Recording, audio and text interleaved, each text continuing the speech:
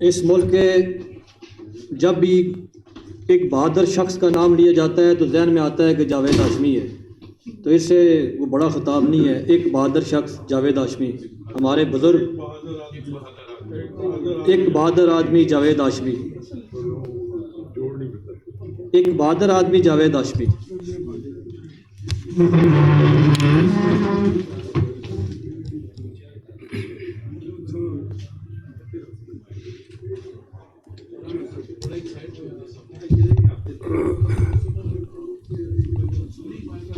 नहीं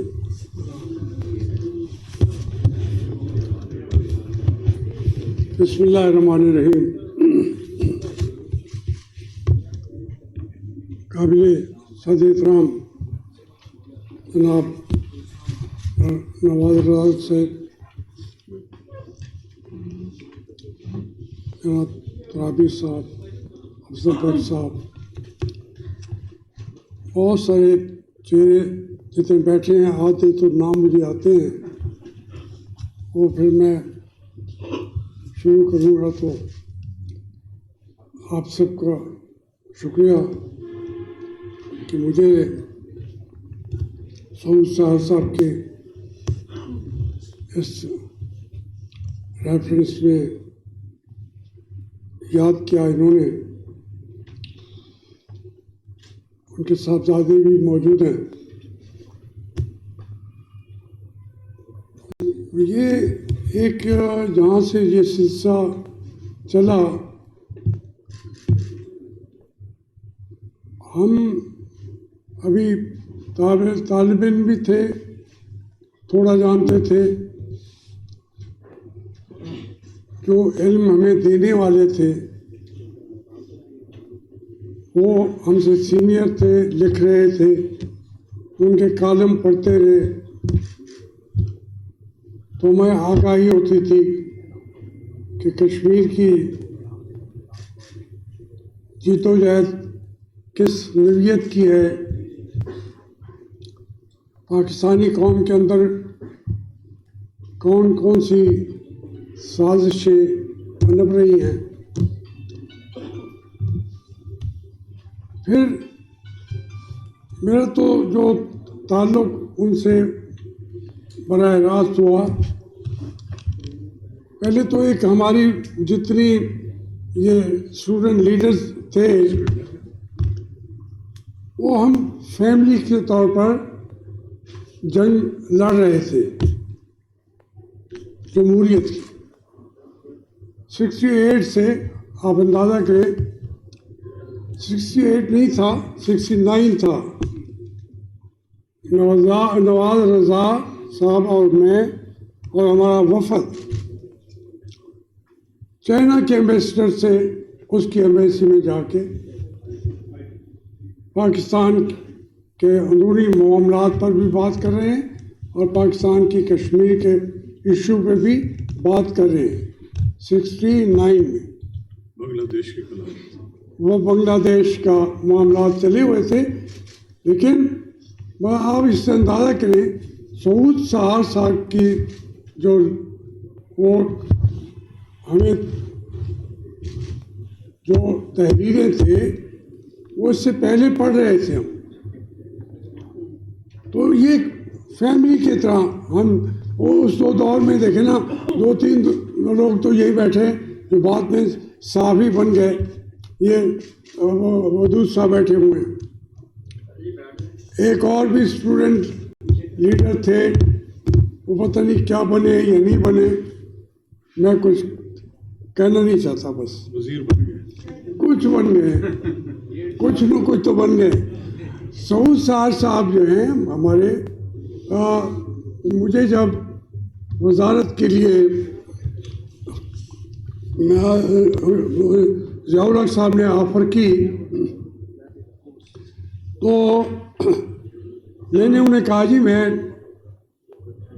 लोगों से मशवरे के बगैर मैं आपका की वजारत को लिए हाँ नहीं कह सकता। तो उन्होंने कहा कि ठीक है। जनरल आरिफ अभी फौत हुए हैं, तो अभी साल हुआ है, तो वो मैंने कहा जी मशवरा करूँगा। अब वो जब लगाए बैठे थे, वो एक उनकी ख्वाहिश थी कि मुझे पता भी नहीं था। उन्होंने कहा ठीक है, आप टाइम ले लें, कल मेरी काबीना इज गोइंग टू बी स्वर्न इन। हाँ, मशवरे के लिए आपको तमाम सहूलतें हम पहुंचा देंगे।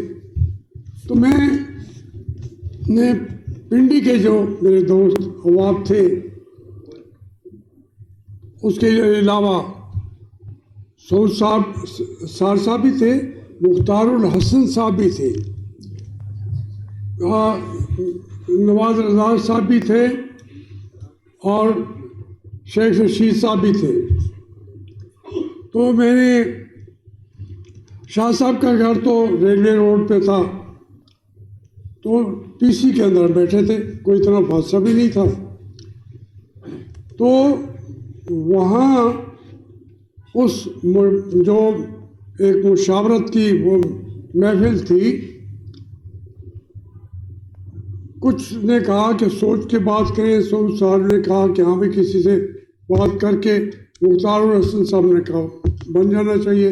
नवाज रजा साहब के भी फेवर में था, लेकिन शेख रशीद साहब तो मेरे पाँव के अंदर पड़ गए। उनका मुर्शिद बन जाओ तो सानू भी कुछ बनवा देना। मैं ये चूँकि वाक़यात हैं जहाँ सऊद साहब हमारी अंदर की ये फैसले भी वहाँ उस वक्त से शामिल थे। और इस बात को तकरीबन 52-53 साल तो हो गए। तो 52-53 साल का रिश्ता है, ताल्लुक़ है, उसको जितना भी कम से कम बात करना चाहूँ, उनका सहाफ़त का पहलू, ट्रेड यूनियनिज़म, वो हमारे जो है अफजल भट्ट साहब भी हमारे लिए इंतहाई कदावर शख्सियत भी हैं, इज़्ज़त पाले भी हैं। इनके आपस में इख्तलाफ होते रहे या मोहब्बतें होती रही। हम सबसे मशवरे भी करते थे। हमें यानी वहाँ से अब मैं यहाँ आता हूँ, मैंने बताना था, प्रेस कॉन्फ्रेंस करनी थी जो इमरान खान ने बताई हुई थी कि हम सुप्रीम कोर्ट के जजेस जाके बैठ जाएंगे। अगर नवाज शरीफ ने रिज़ाइन ना किया तो वो जजेस पार्लियामेंट तोड़ देंगे। तो मैंने कहा भाई, ये एक्स्ट्रा कॉन्स्टिट्यूशनल इशू हो जाएगा, आइन तोड़ दिया जाएगा। उसने नहीं, आइन तोड़ेगा कौन? जो आइन को तोड़ेंगे वो तो खुद वही जजेस हैं, वो उसको मार्शल लॉ नहीं कहेंगे। तो मैंने कहा इमरान खान से कि मैं एयर मार्शल असर खान की पार्टी में था,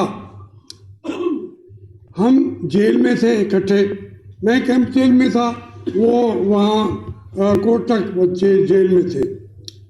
तो हमारी कम्युनिकेशन हो जाती थी। एयर मार्शल असर खान ने कहा कि इस तरीके से भुट्टो को उतारा जाएगा। तो मैंने उनसे कहा कि मार्शल साहब, वो तो मार्शल लॉ रख जाएगा। उन्होंने कहा कैसे मार्शल लॉ होगा? मैंने कहा जी, जो कॉन्स्टिट्यूशन तोड़ देंगे तो क्यों ना कहने लगा, फिर उसको मार्शल लॉ कौन कहेगा? वही जजेस कह देंगे। नहीं, वही की तरीके की बातें ज़िंदगी में हमने बहुत सारी सुनी है। एक मराइल इस मुल्क पे इतने आए हैं, कौम तो है, कौम को जो रिकग्नाइज करने वाले हैं वो कौम की शनाख्त को गुम कर देते हैं। जो कैद आज़म ने कहा था ये वहीं खड़ी है। अब आप कह रहे हैं सऊद साहब बांग्लादेश नामंजूर शुरू हो गया। वो हमारे एक तरीके से उस्ताद थे। पूरे मुल्क में तहरीक हम चला रहे थे, तो इस्लामाबाद में पिंडी में भी पूरे मुल्क के जलसे हम उलट रहे थे। भुट्टो साहब के तहरीक इस्लामी जमीयत तलबा चला रही थी। मैं उसका वक्ती तौर पर सुरखेल बन गया, कोई लीडरशिप तो उसमें को उसके अंदर हमने 3 जलसे उड़ा दिए भुट्टो साहब के। कराची का बहुत बड़ा जलसा था, जैसे भुट्टो ने गाली भी दी तो उसे जलसा नहीं करने दे रहे थे, तो उसने कहा चलो क्या कहते हो बांग्लादेश नामंजूर, तो मैं भी कहता हूँ नामंजूर उल्लू के पट्टो। तो बात यह है कि पिंडी के अंदर भी इत्तफाकन शेख रशीद साहब उस जलसे में नहीं थे, उड़ा दिया। कोई वो अभी भी है, उनके क्या नाम है उनका, मलिक नाज़मुद्दी, एक आदमी उन्होंने उड़ा दिया। जब आगे चले तो ये होटल से खड़े देख रहे थे, बल्कि उनको कहा रात को मिले कि ये प्रोग्राम ना बनाओ, उसकी पुलिस आ गई है और वो आपको मारेगी। उनका नहीं, अब बन चुका है। उनको रोक के शेख रशीद की बात उन्होंने ना मानी और उड़ा दिया। कौन था और कौन था, मिर्ज़ा अफजल था या दूसरे थे। मतलब ये जो पिंडी है मेरे लिए ऐसे ही था जैसे मुल्तान है, जैसे लाहौर है। एक वाक़े से, हालात से मैं खुद भी उसका हिस्सा था। तो सऊद साहब सिर्फ सहाफ़ी थे नहीं,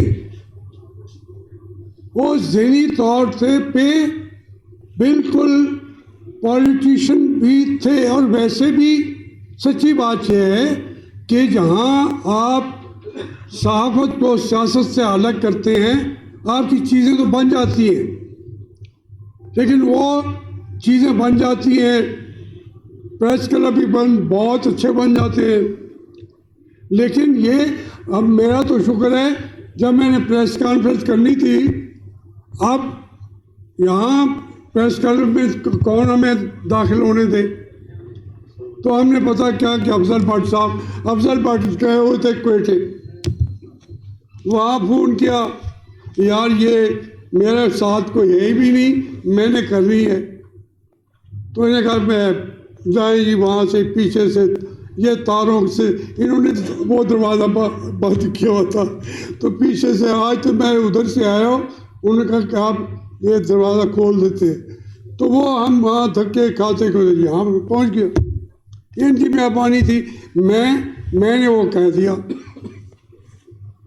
तो अब देखिए, हम सारी ज़िंदगी लगाए बैठे, बांग्लादेश नामंजूर चले गए, सऊद साहब किसके साथ खड़े होंगे?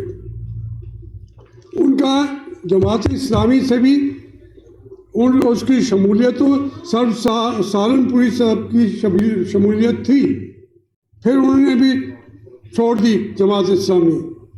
सऊद साहब कभी शामिल नहीं थे, लेकिन मैं भी कहता था और आज भी कहता हूँ, मुर्शिद महदूदी वो भी मुर्शिद कहते थे उन्हें। बात यह है कि इस दौर पे जमात इस्लामी अयूब खान की उससे लड़ी बहुत, और बल्कि लेफ्ट राइट इकट्ठे होकर लड़े कि आपकी फिर तंजीमें टूटी हैं। ये जिस वक्त वो आखिरी काल दी PFU जी ने, तो उन्होंने कहा ये काल जो है ये पाकिस्तान के तोड़ने के बराबर है, वहाँ आपके बनी है, वरना इकट्ठे थे। और बात अगर सच पूछते हैं, वो बात सच कह रहे थे कि ये पाकिस्तान तोड़ने का मंसूबा हो गया है, तुम कहते हो कि हम तोड़ने वालों में शामिल हैं। इख्तलाफ होते गए, लेकिन हमने ट्रेड यूनियनिज्म में जो जैसे बुलाया, मैं तो उस्मानी साहब के साथ भी जेल में था मुल्तान में, मिनाज बन्ना के साथ भी लाहौर में जेल में उनके साथ था। बात ये है कि जो ये इतनी अदवा रहे हैं हमारे मुल्तान के कस्बे गर्देजी से, सख्त किस्म के लेफ्टिस्ट क्या वो थोड़ा सा ऐसे भी आगे थे, ठीक तकरीबन मखदूम सजाद के बहनोई थे, बड़े मालदार भी थे लेकिन एथीसिस बन गए थे। उन्होंने इलेक्शन लड़ा 1954 का या 64 का, जमात इस्लामी ने उसको सपोर्ट किया। उनको ये इतने अलग नहीं थे। जब मार्शल लॉ या एक यहाँ पे कुव्वतें, मैं अस्करी क़यादत कहूँगा, बरसरे इक़्तिदार पाकिस्तान बनने के साथ साथ वो मामलात के अंदर दखील हो गए, तो उससे हर कोई अपने आप को कभी अलग रखता था। फिर देखा जाए तो मैं तो वहाँ दूसरे दिन मैंने वजारत ले ली ना, इस तरह मैं जो वलीउल्लाह कैसा रहा हूँ। ये हमारे मुल्क के अंदर बहुत सारे मराइल आए हैं। भुट्टो साहब ने हमें शाही किले में डाला मार मार के, यहाँ दलाई कैंप उनका जो जिसके सऊद सारसन साहब ने डिस्क्लोज किया, सामने खड़ा कोहाला पुल के साथ दलाई कैंप, दूर तो नहीं है यार, लेकिन कोई लिखता कैसे लिखता, पूरा मुल्क में लिख के दिखाता। तो उसने कहा मैं तुम्हें ये लिख के दिखा रहा हूँ, ये दलाई कैंप है। पीपल्स पार्टी सारी अपनी पार्टी को डाल दिया उसमें। अब लोग सुप्रीम कोर्ट का वहाँ अमल दखली नहीं है, वहाँ तो हाई कोर्ट भी नहीं था। वो मर जाए, कई मर गए, कोई अंधे होके निकले। बाबू वारिस वहाँ था, उसका पीपल्स पार्टी का मेन लोग, तारी वहाँ था, जो सेक्रेटरी उनका बना था जेलों वाला, डॉक्टर गुलाम हुसैन वहाँ था। सारी पीपल्स पार्टी के अपने लोगों को वहाँ जैसे उन अमेरिका डालता है क्यूबा के वहाँ, क्योंकि अमेरिका के सुप्रीम कोर्ट के वहाँ अख्तियारात नहीं है। ये बात अमेरिका को पहले भुट्टो साहब ने समझाई। हम सारे उस्ताद हैं उनके, कुछ उन्हें मुशर्रफ साहब ने समझा दी। बात यह है इस मुल्क के अंदर, मैं भुट्टो का सबसे पहले जब घर से मैं सियासत के लिए निकला तो भुट्टो साहब मेरे इतने प्यार करते थे। मेरे कंधे पे, मैंने तस्वीर छापी है, कंधे पे हाथ रख के मुल्तान के तुलबा से खिताब कर रहे हैं। हम चीज़ों, हमें कहाँ मारा है। सिर्फ एक ताकत है, जब हाँ अवाम की कम हो जाती है आवाज़, फिर वो मालिक हैं। फिर आहिस्ता आहिस्ता आहिस्ता ये बातें आती जा रही हैं।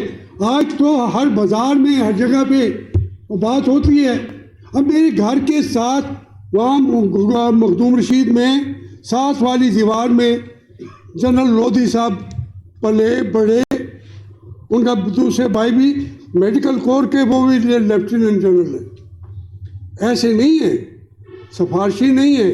लेकिन अब आप अगर वो लोधी साहब आप बैठ के कहें कि ये निज़ाम निकाल के ये बनाओ, वो और एक अल्लामा इकबाल पैदा हुए हैं आइन के खिलाफ बात करते हुए, कभी वो जिसके ही तोड़ देते हैं। तो मैं उसके घर को देखता हूँ, जाता हूँ। मैं प्राय से पॉलिटिकल वर्कर, वो मेजर जनरल थे, उनके वालिद को थानेदार ने पकड़ लिया। तो मैं जेल से मैंने कम्युनिकेशन कभी नहीं छोड़ी नहीं थी। मैंने उस SHO का कहा, उल्लू के पट्टे, वो मेजर जनरल है, उसका बेटा, उसने कहा जी मुझे इसने गाली दी है, मेजर जनरल CNCBO। तो मैं नहीं छोड़ता। फिर उसको मैंने कहा अभी मेरे बंदे आएंगे तो मैं उल्टा लटका देंगे। फिर उन्होंने कहा जी आप जोरावरी करेंगे पे वे चलो मैं छोड़ देना। तो अब बेटा जब जर्नल था वो छुड़वा नहीं सका इसलिए कि वो तो एक्सरसाइजेज पे गया हुआ था। ये पॉलिटिशियन का एक ताल्लुक वास्ता वो भी होता है। मैं ये इन्होंने जब जितनी ज़्यादा बातें आई, आप बातें बता रहे हैं जर्नलिज्म पर जो पाबंदियाँ थी, उन्हीं में से सोसाइटी ने भी रास्ता निकाला। आप गरिबान की बात करें, गरिबान छोड़ें, अदाकार बना दिया हमने रिसाले को। मैं भी उसमें शामिल था, जिंदगी नई जिंदगी फलाना फलाना, और हर दफ़ा उसके डिक्लेरेशन उड़ाए जा रहे हैं। ज़िया-उल-हक साहब का दौर जो है, देखिए वो इंतहाई हमारे लिए कोई इतनी पहले तंगी नहीं थी। जहाँ मैंने बात थोड़ी सी अलग की, मेरा पूरी फैमिली को मखदूम रशीद के थाने पे बुला लिया गया। इलेक्शन हुए तो बुला के हमें कहा गया इसको बनने दो, शाहमूद को बनने दो। भाई क्यों बनने थे? उन्होंने कहा फिर लड़ लो। हम लड़े, हार गए, बना वही। तो ये इतनी हमारी जिंदगियों में उनके पास टाइम नहीं होना चाहिए। एक डिसिप्लिन फोर्स के पास, जिसके बारे में अभी तौबी साहब ने फरमाया है कि उसकी तकरीर आपने सुनी भी नहीं होगी, वो बैठ के कर रहा है, धमकियाँ दे रहा है। तो उस मुल्क की फौज को सिवाय अपने डिसिप्लिन के किसी और चीज़ की परवाह होनी चाहिए। लेकिन जब दुनिया की अफवाह, चलो पाकिस्तान का नहीं लेता, दुनिया की अफवाह जब इन्वॉल्व हो जाती हैं सिविल मैटर्स में, ये तो पाकिस्तान है, चंद दिनों के अंदर वो मुल्क तबाह बर्बाद हो जाते हैं। अब ये रशिया की दो दोस्त बात करते हैं, यकीन मानिए हम वहाँ गए, वहाँ के जर्नल गले में वो अपने मेडल जो मिले थे उनको अफगानिस्तान से, वो लेके भीख मांग रहे थे। खुदा मैंने अपनी आंखों से देखा है। मैं अगर झूठ बोलूँ तो मैं बहुत अल्लाह मुझे तबाह करे। ये हुकूमत की जो फौज होती है बेतौकीर हो जाती है, बेइज्जत हो जाती है। इसलिए हम ये बात नहीं है, इसको रोकने की कोशिश भी की। कभी हम उनको मैंने अयूब खान के हक में 1964 में 12 नज़में लिखी थी, 6ठी जमात में पढ़ता था। मेरे घर वाले कन्वेंशन लीग में थे। अयूब खान ने मुझे खत लिख के शुक्रिया भी अदा कर दिया। बात यह है कि अब हमें ज़हन से ये सोचना चाहिए सबको, कोई कहा लड़ाई करेंगे अब मज़ीद। अब मुझे पता है कि अब ये तमाम मसाइल के अंदर इमरान खान का वजूद जो है वो बिल्कुल उन्होंने बराए नाम रखा था कि इसका क्या है, जब चूँ चढ़ा करेगा ठीक कर लेंगे। लेकिन अब इमरान खान से पूछे बगैर तमाम मामला तय हो रहे हैं, क्योंकि घर के अंदर भी आग लग जाती है। फिर ये दौर आ गया जायदादों का, प्लाटों का। ये जो जज बैठे हुए हैं ये हमारे बच्चे हैं ना। अभी वो उसने 2 प्लाट 3 प्लाट कसम उठा रहे हैं, मेरे साथ रहने वाले हैं। मैं उस जज को कैसे कहूँ कि वलीउल्लाह है? मुझे आप लोग कहेंगे बात ना करें, आप डरते क्यों नहीं हैं? और भाई क्यों डरूं? मैं सऊद शहर की तरह आपने आपको बचा के रखा है सारी ज़िंदगी। क्या हो मुझे पकड़ो, मैं वज़ीर सेहत भी था, मैं हाउसिंग वर्क्स का वज़ीर भी रहा हूँ। लेकिन जो सियासतदान हैं वो सियासतदान तो ख़त्म हो गए। जब अयूब खान ने एबलोग में ख़त्म कर दिया, ख़त्म हो गए। जमात इस्लामी को ख़त्म कर दिया फिर तो वो जमात इस्लामी याहिया खान का कह रही थी कि वो इस्लामी आइन देगा हमें। जमात इस्लामी याहिया खान, हम तो भाई हम हैं, मैं था, मियां तुफैल का नाम जरूर लेना है। किधर जाते? हमारा हर जो लेफ्ट का लीडर है वो हुकूमत के अदारे के बगैर जिंदा नहीं रह सकता।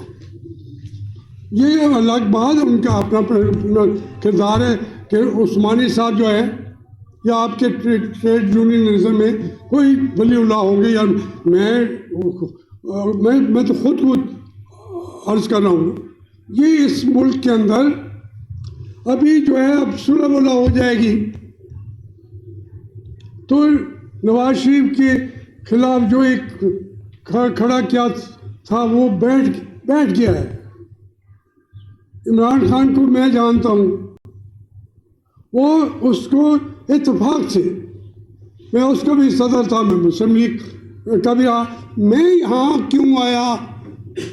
अगर मेरी प्रेस कॉन्फ्रेंस वो ना होती, जिम्मेदार उसका अफजल भट्ट है, मैं कोई नहीं हूँ इसको पकड़े इसने नहीं जाना।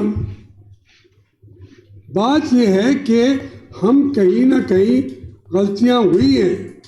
100 साल साहब की ज़िंदगी भी, सारी ज़िंदगी, अब कितनी एज थी मेरे ख्याल में, अब 85-88 से ज़्यादा होगी, 86। तो उनके सामने हम बच्चे थे, हमें मुन्ना कह के पुकारते थे। तो हम आज खुद 72 हम हो गए, साथ फालिज भी है, बोलने के जो एक ही ज़बान से मिली हुई वो भी बंद हो चुकी है, लेकिन बंद में मरने तक हूँ, करने नहीं दूंगा, अपनी ज़बान को बंद नहीं करूँगा। क्योंकि जो मेरे अच्छे मुल्क के अंदर जर्नैल हैं वो भी बदनाम हो जाते हैं। वो भी देखिए यार, आपको अगर मैं बात करूं, चकवाल के अंदर एक पटवारी, वो अब सरदार बड़ी पकड़ बन के सरदार बन गया है।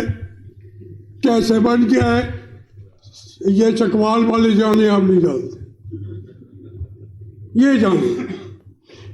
सारे जर्नैलों का एक एक की किताब पढ़ो, जो कोर कमांडर जब अभी भी बैठे हैं लूट रहे हैं, भाई मत लूटो, DHA में इधर उधर इधर, ये पाकिस्तान को बना क्या दिया है? यकीन माने, मैं 1-2-3 बातें ज़रूर करूँगा, आपने बुला लिया, बुला के बाद में कोई पूछता है तो पूछता है, लेकिन सऊद शहर का दिल खुश होगा। भाई ये आपको शुगर का पॉलिसी जो है, सिर्फ इसी के साथ आपका मुल्क मुआशी तौर पर इस क्राइसिस से निकल जाए। 2 मिनट में बताऊं, फिर कौन कौन नाराज होगा, कौन मुझे जेल में डालेगा, कोई मुझे गुस्से की आंखों से देखेगा, देख किस तरह है। मैंने तरीन साहब से खुद कहा कि भाई अगर ये शुगर मिलें बंद कर दें और सिर्फ इंपोर्ट करें, तो उसने कहा बिल्कुल शुगर, मैंने कहा ये मिलें बंद नहीं हो सकती, उसने बिल्कुल बंद नहीं, क्योंकि आपकी चीनी आती है ब्राज़ील से, साउथ अमेरिका के मुल्कों से, वहाँ गन्ना वाइल्ड पैदा होता है, वो सब काटते हैं, शुगर मिल से गुजारते हैं, शुगर से उनका कोई ताल्लुक ही नहीं रहता, वो मोलेसिस को निकालते हैं, यहाँ हमारी मिलें भी निकाल रही हैं, उससे बनती है विस्की, वो दूसरे क्या नाम होता है जो भी शराबें, वो तो उसका वो उनको मोलेसिस चाहिए। 1954-55 से वो दरिया समुंदर में शुगर को गर्क करते थे, फिर उन्होंने फिर 73-74 में भी शुगर यहाँ कैसे पहुँचाएं, फासले दूर के हैं, वो मुल्क दूर है, तो वो आज भी सस्ती तरीन चीनी आपको वही जो आपका रेट उसके ऊपर आएगा 25-30 रुपए किलो का आज मिल सकती है। तो ये जो इतना बोझ हम ले रहे हैं, ये क्या करते हैं कि शुगर ये इम्पोर्ट एक्सपोर्ट करते हैं, फिर वहाँ से इंपोर्ट करते हैं। एक्सपोर्ट करने पे भी गवर्नमेंट ज़र मुबादला देती है, भाई एक्सपोर्ट वहाँ जो पैसे इंपोर्ट करने के फिर ज़र मुबादला देते हैं अल्लाह के नाम पे। वो जो शुगर होती है कहाँ जाती है? कभी ईरान का कह देते हैं, कभी काबल का कह देते हैं, कभी दुबई का, वो यही पड़ी रहती है। ये बातें मैं शायद आपको पहली दफ़ा समझ आए, क्योंकि मेरी ज़बान मैं नहीं हूँ, मेरी आवाज़ नहीं बन गई है, कोई सुनता नहीं है, सुनाता था कि इसको चुप रखो। मैं कहता हूँ हमारे जर्नैल प्लाटो जर्नैल बन गए, हमारे जो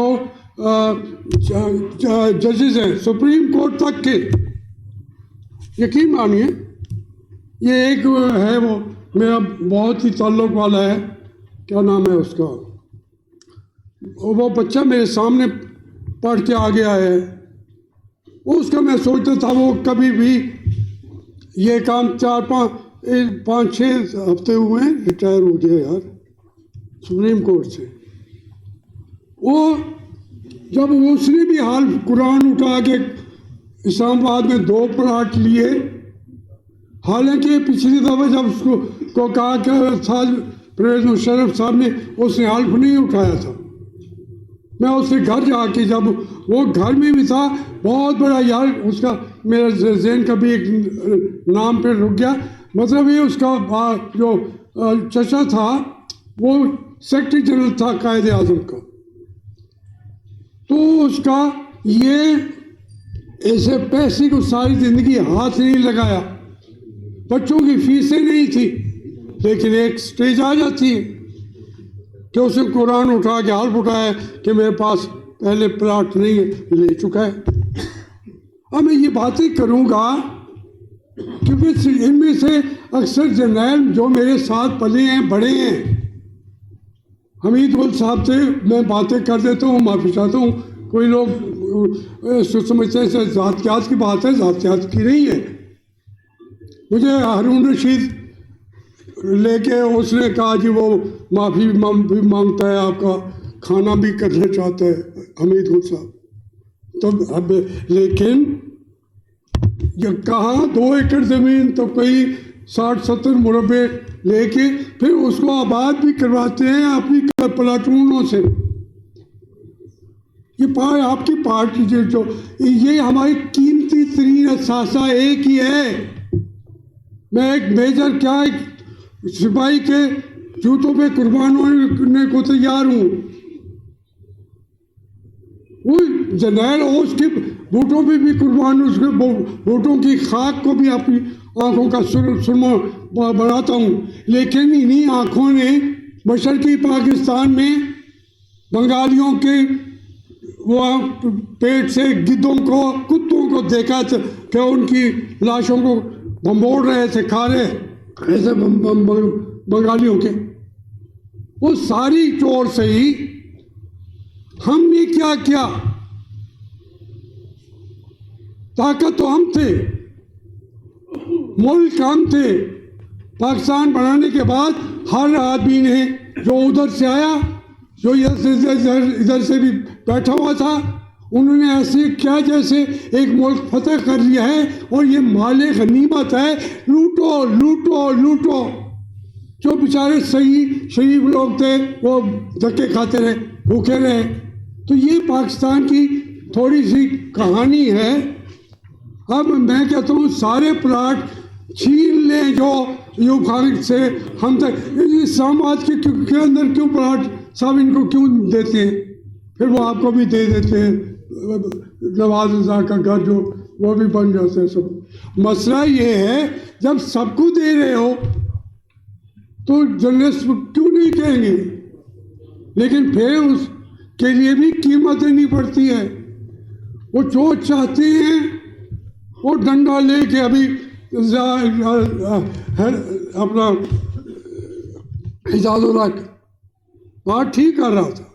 ये हकीकत है, मैं जब तक वजीर रहा हूँ मैंने पता ही भी नहीं था ज़ियाउल्लाह को बेटा भी है। ये सही बात है, कोई एक पैसा उसने नहीं लूटा। लेकिन जब हम क्यों बनाई, ये क्या वो क्या, मौलवियों एक तरफ खड़ा कर दिया, तो फिर मस्जिद लाल मस्जिद का सानिया भी तो होना था।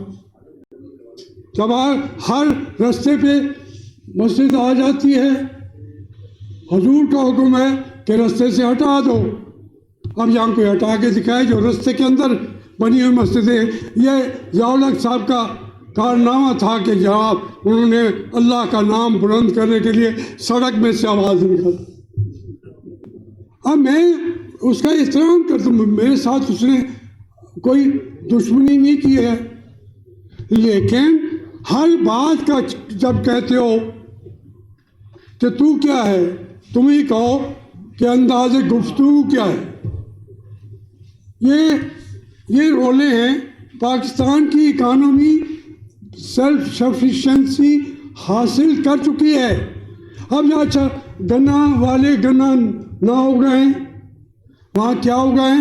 मैंने भी अपने घर में बैठा हूँ, वहाँ काटन उगाता हूँ, आम उगाता हूँ, वहाँ पे अनार हैं, वहाँ पे ये जैतून है जो पहली आयत इन्होंने पढ़ी जिसका अल्लाह ने कसम खाई कि वत्तीन वज़ैतून व तूर सीनीन व हाज़ल बलदिल अमीन। वो इसलिए कसम खा रहा था कि ये जो इंसान बनाया है मैंने ऐसन तरीके से तमाम जाविये ऐसे जाविये मिला के बनाया है, ऐसे नहीं बनाया। तो मैं बताऊं, मैंने एवोकाडो भी लगाया हुआ है जिसका वो इमरान भी जिक्र। उस एवोकाडो का लगाने के बाद आपके सोने के भाव हो जाती है। अपनी ये जो उन्होंने आपको घर दिए इसमें एवोकाडो के 5-5 प्लांट लगा लेना, बीज अवेलेबल है उसका अपना पौधा। तो वो आपको दूसरी इतनी जरिए बेस है, हमारी इतनी वसी बेस है कि पानी भी नहीं खर्च होगा। 3 बड़े डैमों जितना, ये जो हमारा मंगला तो छोटा है, ये तरबेला, 3 तरबेला डैमों का पानी बच जाएगा। ये स्टार्व कंट्री है, वाटर स्टार्व भी है, पानी है नहीं। 10-15 सालों के बाद पानी होगा नहीं। लेकिन अब जब गन्ने वाले को मुझे 5-10 हज़ार मिलता था एकड़ का, अब मुझे उसका 3.5 लाख से 4 लाख एकड़ गन्ने का मिलता हो तो मैंने तो जुलूस निकाल देने। और भाई ये दूसरे रास्ते तो बताओ। हमारी यहाँ मुल्क के अंदर सामने हमारी जो मैन पावर बाहर गई हुई है उसके पैसे वाकई 3 गुना हो गए हैं। तो इस तरीके से हमें एक एक पैसे को चुनना था, एक एक 100 सिपाही की उसकी निगाहदाश्त करनी थी। ये हमारे मेजर साहब बैठे, मेजर आमिर, उन्होंने कहा कि हमीद गोल साहब के ISI के मेन दफ्तर के अंदर हिंदुस्तान के जासूस आ गए थे। फिर हमने पकड़ भी तो लिया। ओ भाई वहाँ पहुँचे कैसे? ISI के मेन दफ्तर के अंदर पहुँचे, मैं नहीं कह रहा, पकड़ना है तो मेजर आमिर को पकड़े, वो हमारा लीडर है, वो यहाँ का इस वक्त किंग है, किंग। बात ये है कि हम असल चीज़ों की तरफ जा नहीं रहे। जब तक आप जमहूरियत नहीं लाते, ये सियासतदान तो बनेगा ही नहीं आपके लाए हुए। 2-3 दफा इनको रगड़े लगेंगे तो फिर ये खड़े होंगे। इस वजह से मैं यहाँ भी प्रेस कॉन्फ्रेंस की तो मुझे कोई दर्द था अपनी फौज का। मैं फौज का सबसे बड़ा हामी हूँ, लेकिन जो चंद लोग जो हैं उनको ये भी न बताओ कि हमारी ISI के दफ्तर में हिंदुस्तान के जासूस घुस चुके हैं। तो मुल्क क्या बातें कर रहे हैं आप? मेरी बातें सुन के मेरी तो ज़बान भी दिल की रफ़ीक नहीं रहेगी, मेरी ज़बान भी साथ नहीं देती। तो मैं इसके बावजूद ज़बान को भी कहता हूँ चलो मेरा साथ दो, मैं ये जंग लड़ूंगा और ज़रूर लड़ूंगा। ये है खराज तहसीन पेश करने का तरीका। सऊद शहर को अल्लाह ताला उन्हें बेहतर ज़िंदगी दे, मग़फ़िरत करे, आला इल्लीन में जगह दे और उनके जो साहबजादे हैं अल्लाह ताला उन्हें भी ज़िंदगी में तरक्की दे। वमा अलैना इल्लल बलाग।